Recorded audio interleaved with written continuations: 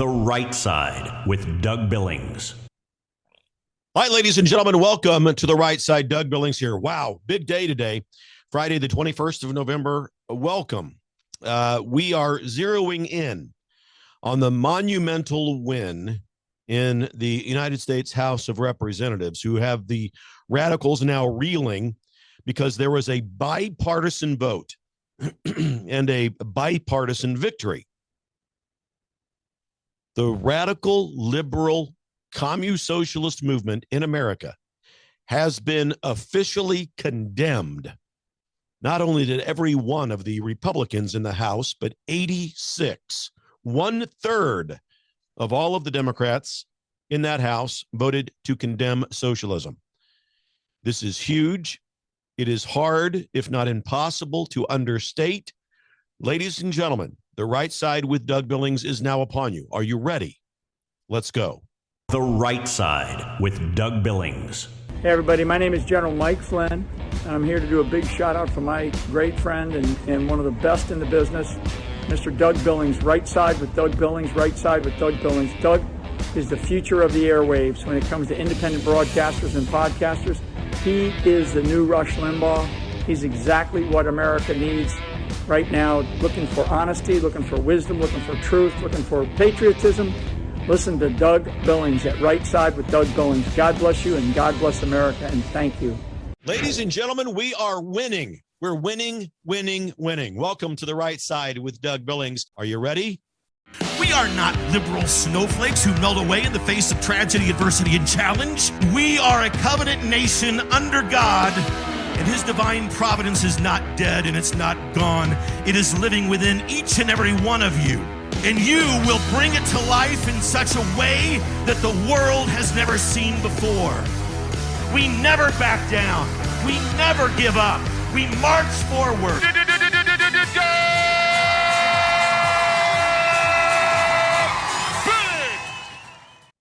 Okay, folks, buckle up. Here we go. This is not just some kind of a symbolic gesture, this condemnation of socialism in America by the United States House of Representatives. It's a thunderclap of a rebuke to the commu-socialist, formerly known as Democrat agenda, the radical left kook fringe of that party, a rebuke of that agenda that has been creeping into our republic. Now, I'm going to break it all down for you. I'm going to give you the perspective from the MAGA conservative viewpoint, what this vote means, whether it has real teeth, the bombshell of what the 86 Democrats who came over across the aisle to vote with Republicans, what that means, including, by the way, their leader, Hakeem Jeffries. What comes next? What does this all mean? Does it head to the Senate, or is it just a standalone House powerhouse of a move? Well, we're going to see, and we're going to talk about how it segues into President Trump's agenda and the timely meeting that he had today with Mayor-elect Zohran Mamdani of New York. Going to refine the talking points that I have with you today based on all of this, give you the analysis that you can't find anywhere in the mainstream media, and give you good reason to subscribe to my YouTube channel, ladies and gentlemen. Go over there, YouTube, and search it out, at The Right Side Doug Billings. At The Right Side Doug Billings. Subscribe, set your reminders so that you get notifications when I drop new content, which is almost every day. And we're going to dig into this. The outcome of this, the condemnation of socialism in America, and what it means. This is a sign, my friends, that reasonable people are finally prevailing. And it proves that the majority of Americans and their representatives, by the way, disavow socialism outright. There are midterms coming up. You don't get 86 Democrats to agree to something that the Republicans are sponsoring unless they are listening to their constituents and unless they are worried about getting reelected. They need to seem reasonable now. Let's start at the heart of it all. The House passed what is officially called House Congressional Resolution 58. Okay. It's sponsored by the fearless Republican Maria Salazar, and it is straightforward, filled with specifics about why socialism is dangerous and a horror show. And it straight up denounces it, socialism, in every twisted form that it can take. And calling it out, calling out how it can lead to things like oppression, poverty, how it can produce ruined economies, hopelessness, depression, the rise in suicides, starvation, mass death. It is a horror show. And I'm talking about the resolution here that lays bare the bloody and real, honest history of socialism. Over 100 million souls, ladies and gentlemen, have been crushed under the socialist platform, policies, and procedures over the last centuries. From Stalin and his Soviet gulags to Mao Zedong and the famines that he invoked and caused in China, from Castro's Cuba all the way up to modern-day Maduro in Venezuela, where people are eating zoo animals just to survive. The vote passed with every single Republican. Good enough. Good. And here's the kicker.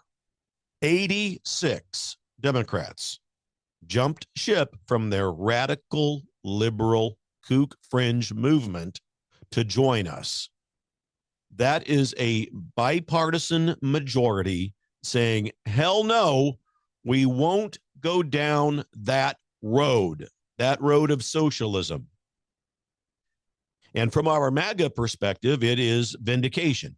We've been warning, haven't we, about the slow creep, the slow poisoning of socialist policies, government takeovers, mandates, jabs, masks, healthcare crisis, energy crisis, education where we can't have kids reading. They don't read it at normal levels. We don't know what teaching math, science, civics, and history mean anymore. In care, they're focused on this globalist woke DEI agenda that has just dilapidated not only our educational system, but it's crippled our kids intellectually. Socialism sucks the life out of freedom and out of innovation. And so this resolution opposes any push for any such policy in the United States. And it is a direct shot at people like Bernie Sanders, AOC, the Squad, Pocahontas, and all of the other usual suspects with regards to radical liberalism in America and in American government. All of those people have been romanticizing this garbage of democratic socialism. Well, newsflash, ladies and gentlemen, there's no such thing as friendly socialism. It always leads to chains, which is what the radical fringe of the Democrat Party, I call them the communist-socialist wing, that's what they want. They want the party that invoked and advocated slavery, the party that founded and sustained the Ku Klux Klan, the Democrat Party. They want to keep people in chains.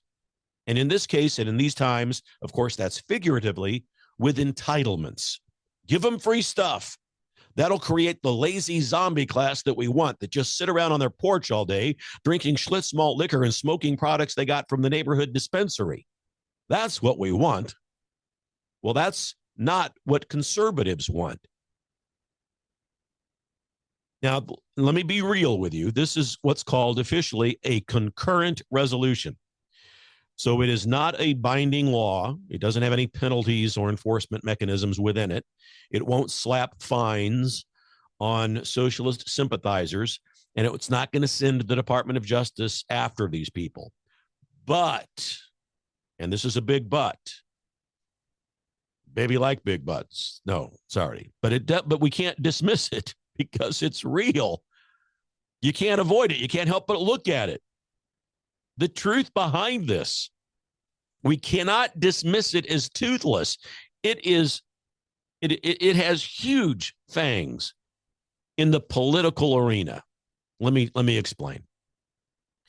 It is a formal declaration of Congress, of the will of Congress, putting every lawmaker on record for history and for their voters, which is why we had 86 Democrats come over to the right side. In Trump's second term, this becomes ammunition for executive action. Think about defunding the bloated entitlement programs that reek of wealth redistribution that the radical liberals tried to shut our government down and did over a month ago. Think about blocking regulations that stifle your small business, your farm, your ranch, under the guise of equity. Right.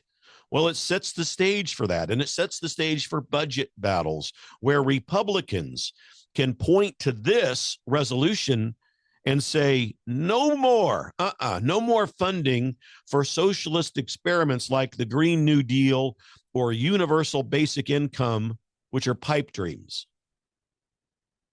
Symbolically, ladies and gentlemen, this thing is massive. If it will shift the Overton window, right? Making socialism taboo again, as it should be, as it is. We've seen how these resolutions influence culture, and it's not going to be difficult to see how this one will do it. Remember, the anti-communist pledges that we saw, some of you that remember the Cold War, this reignites that kind of spirit. American exceptionalism, the American identity, not being snuffed out by socialism, empowering conservatives and reasonable thinking Americans to call out these leftist policies without any apology, without any fear. And in this election year that's looming right around the corner next year, every Democrat who voted no on this is now painted as a socialist enabler. Well, good luck with that. Good luck explaining it to voters in swing states, in red-leaning districts in your local communities. Good luck with that.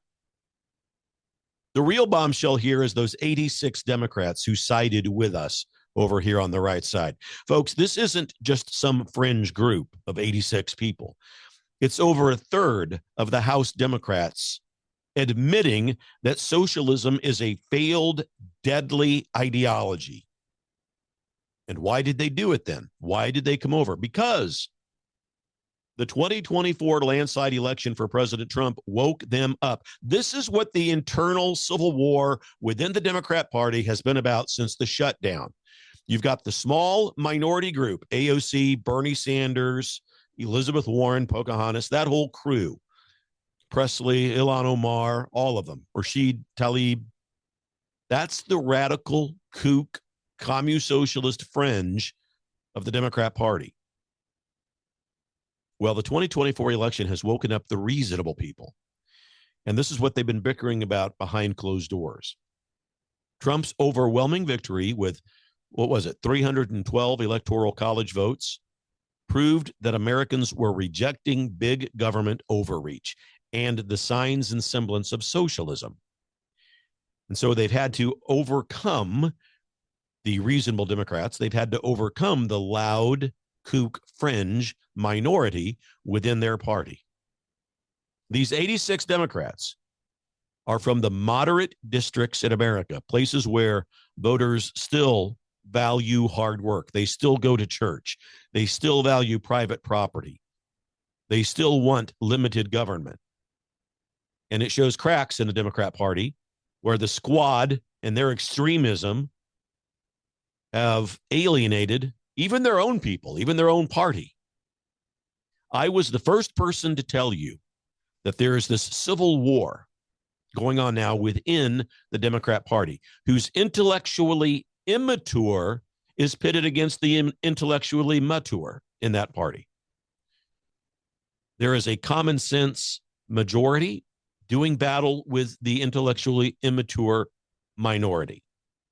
And it's real, and it is happening behind closed doors. Chuck Schumer's job has been in danger. Today might have been a good step forward for him regaining control, any sign and semblance of reasonable thinking over there. We'll see how that all turns out. My point is they are at war with one another within that party. They have no direction.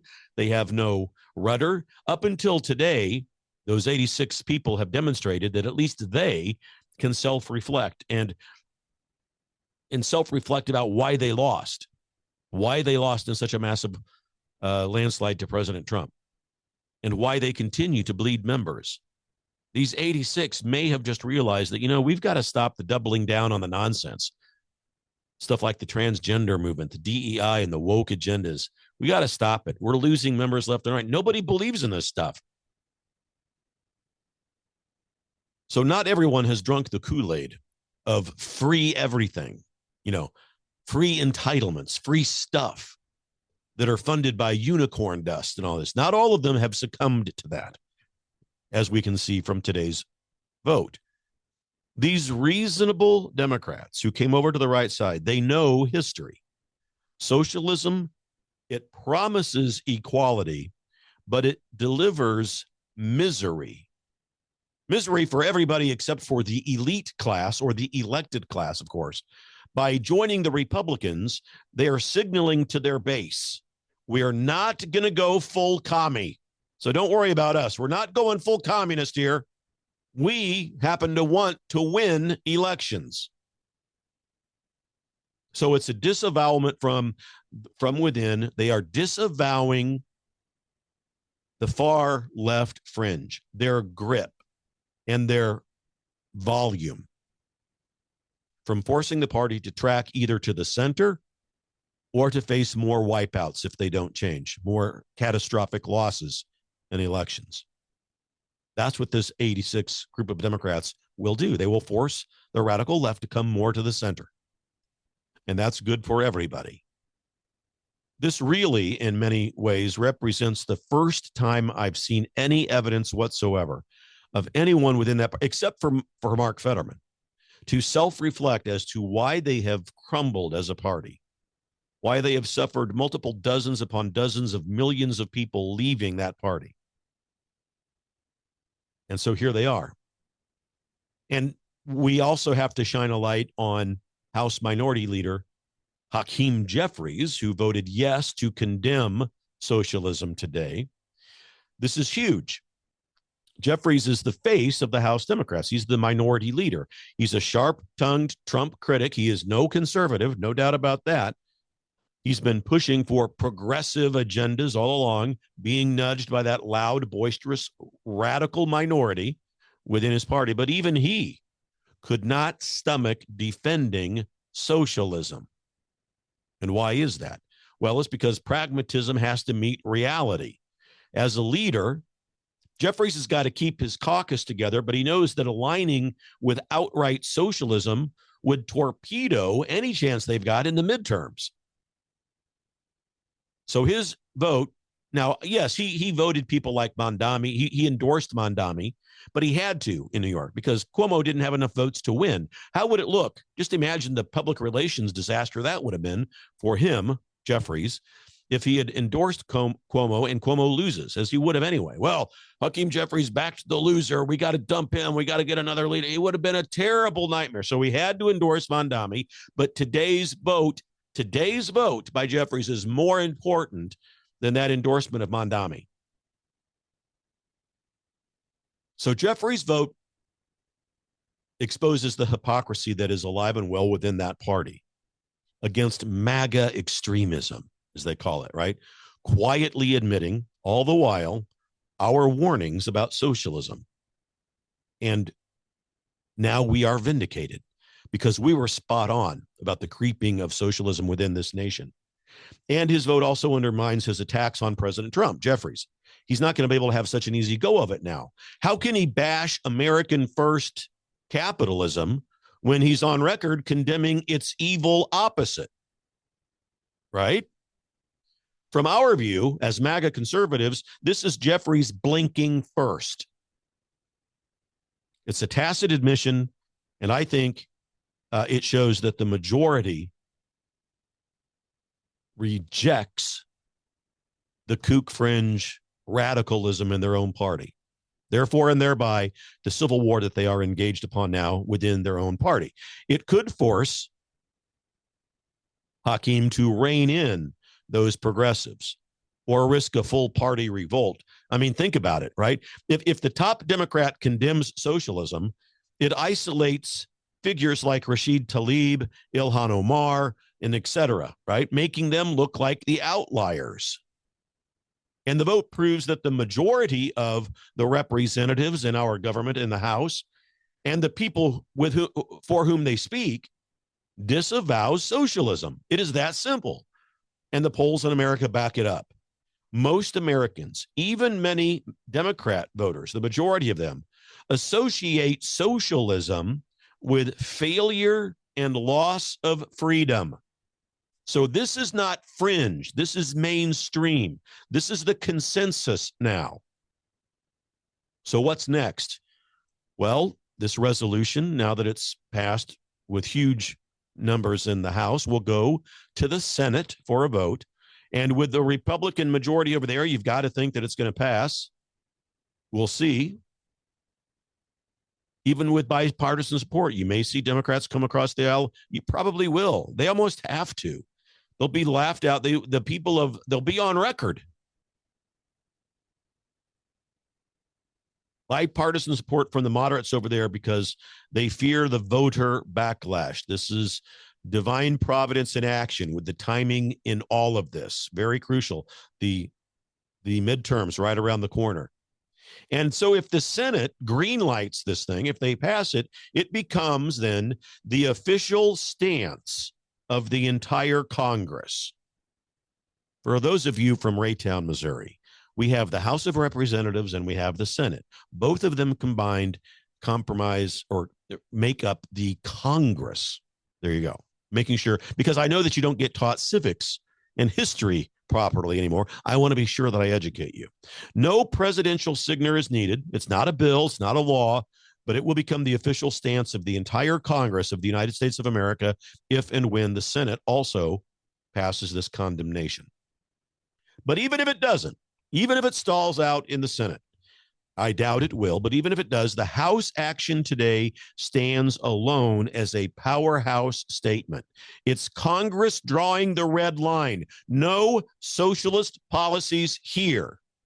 And in practice, this could inspire Senate hearings on socialist influences in government, for example, or riders in appropriations bills to strip away the funding from left-leaning socialist programs. Trump's team can use it to justify aggressive deregulation, tax cuts, border security, framing this as help for your small businesses, your farms, your ranches. If you speculate a little bit with me, this momentum could lead to broader reforms, like auditing the federal agencies for socialist biases, or educational campaigns of schools teaching the horrors of collectivism. It's a standalone win today that echoes through policy, through culture, and through elections. So this is magnificent, and it's big. And it couldn't be better timed. Trump today met and had a good meeting with Mayor-elect Zohran Mamdani. They were kind of part of the Mutual Admiration Society today, but that's what Trump does. Trump has distinct and very passionate differences with this guy, this mayor-elect of New York. But in public, he's not going to slander him, not after the election. You see, this is the game called hardball politics. During the campaign, yeah, a lot of mudslinging, a lot of name-calling. Now that the winner has been announced, Trump backs off, Mamdani backs off, they come together to the work. Now, behind the scenes, you can rest assured that Trump is using this condemnation today. Hey, your entire party, except for a handful of kooks, has condemned your platform, has condemned socialism. So you got to work with me here. Otherwise, there's no money for New York. And Mamdani has, although he has a Democrat governor in New York, she is not a radical like he is. And she's got the purse strings as well, and he has to work with her. So Mamdani is a self-avowed democratic socialist, but his policies scream full communism, Wealth grabs, anti-capitalist rants, vowing to Trump-proof the city. Now, you and I can talk about this. Trump has to be a little bit discreet. So don't, for all of you who saw the Oval Office meeting with Trump and Mondami, don't freak out. Trump wasn't strong enough. He's not going to badmouth and slander and cut the guy's wrists right there in the Oval Office. Let him negotiate behind the scenes and put on a good public face. He's the art of the deal master. You can better believe Trump put him in his place. It's okay to like each other. It's okay to like each other. We can disagree on the politics, the platform, and the policies, but there is a dignified approach to how we treat one another in public, and Trump is a master at that. Trump always does that. You've seen it, even though even if you're afraid to call it out as a liberal, or if you haven't even really thought about it in those terms as a conservative. Trump makes you feel good when you meet him. He's genuinely a nice guy, contrary to what the media paints him. So with this House vote fresh off the press, so to speak, Trump has extra firepower. It's like the conservative stars have aligned in the providence of America and has exposed the Democrat radicalism for what it is. And again, from our MAGA perspective, Mondami's election is a blue city fluke. It's not a national trend. The elections that we experienced only held ground. They didn't gain any ground. And socialism is now condemned by the United States House of Representatives. And the meeting today shows that Trump has a bit of magnanimity here. He loves New York City. It's his hometown. He's willing to deal even with a radical socialist to fix it. And he will school him. Trump will school Mondami. Wave that resolution in front of him.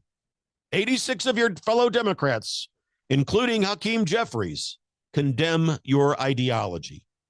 It's a horror show. And Trump should hammer out those points. The votes will prove it. Reasonable people are waking up. Even Democrat leaders disavow socialism. It's a sign that the majority can't reject. Mamdani's out of step with America if he tries to adapt any extremism. Affordability, embrace free markets, not government controls. Deregulate housing, cut taxes to lower costs. Public safety, no more sanctuary city nonsense, cooperate with ICE or face federal funding cuts. And Trump can give Mondami, he can offer carrots, billions of dollars in infrastructure money if Mamdani drops radicalism.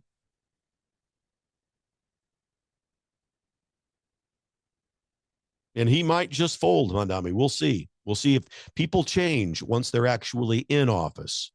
He's got to make his base, the Democrat Socialist of America, his funding arm behind all that, George Soros. He's got to make those people happy. But Trump emerges here as the unifier in this meeting and in what we are seeing today with this vote in the House, exposing the Democrat fractures, the civil war that's going on within that party. And we can tie in Kathy Hochul, the governor, because she's more of a moderate than a radical. So he's got to face all of this, Mr. Mayor. You got to face all of it. And I think that we're going to win.